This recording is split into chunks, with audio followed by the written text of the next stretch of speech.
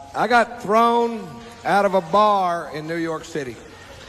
Now, when I say I got thrown out of a bar, I don't mean somebody asked me to leave and we walked to the door together and I said, bye, everybody, I gotta go. 6 bouncers hurled me out of a nightclub like I was a frisbee. Those big old New York bouncers that think bouncing's a cool job to have, they just think about bouncing. They hang out with other bouncers talking about bouncing. They go home every night, watch Roadhouse, and fondle themselves. For wearing a hat. I walk into a bar with a hat on. This guy real pissed. He goes, take off the hat! And I'm like, what's the deal? He goes, I'll tell you what the deal is. Gay people in this area wear hats. We're trying to keep them out of our club. I'm like, oh, really? The only way we can tell down in Texas is if they have their hair cut like yours.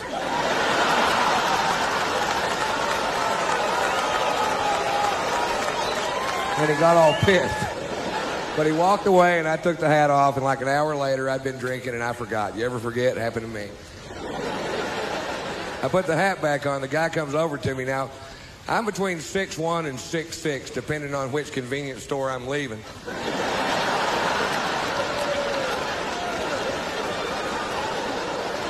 I weigh 230 pounds. The guy comes over to me, poking me in the shoulder with 2 fingers, says, you're out of here.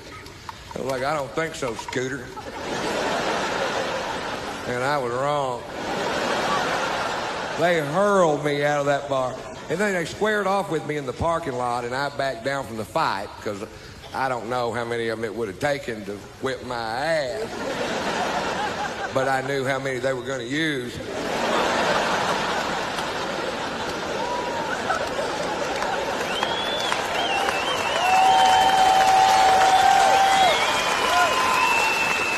That's a handy little piece of information to have right there.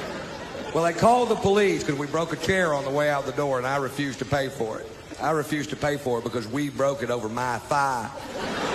The cops showed up, and at that point, I had the right to remain silent, but I didn't have the ability.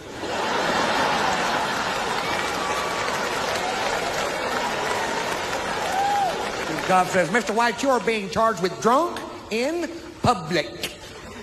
I was like, hi. I was drunk in a bar.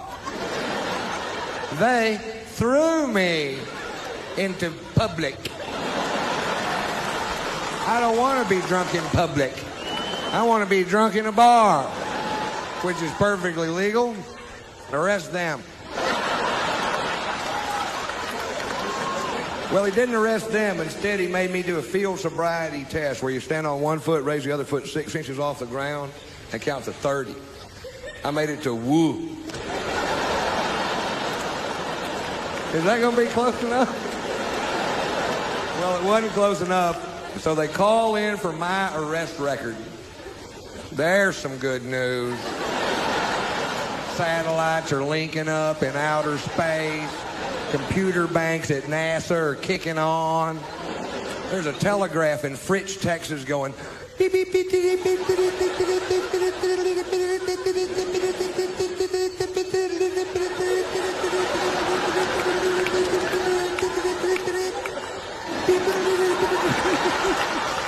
this part takes a while. Shorthand.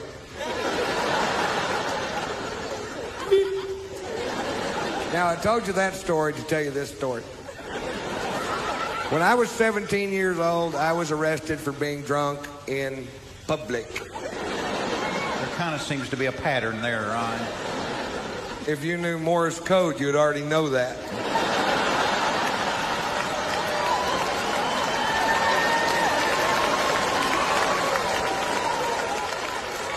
And one DWI, which was a bogus charge because it turns out they were stopping every vehicle traveling down that particular sidewalk. And that's profiling. And profiling is wrong. On the drunken public charge in Fritch, Texas, the arresting officer, who I had literally known all my life. You know what I mean? This guy lived 4 doors down from me in a town of less than 400 people. We've met. He takes me to jail. When we get there, he asks me if I have any aliases. And I was just being a smart ass and said, yeah, they call me Tater Salad. 17 years later in New York City, I'm handcuffed on a bench with blood coming out of my nose, and this cop goes, are you Ron Tater Salad? What? You caught me. You caught the tater. Thanks a lot. You guys like it. Thank you. Love that story.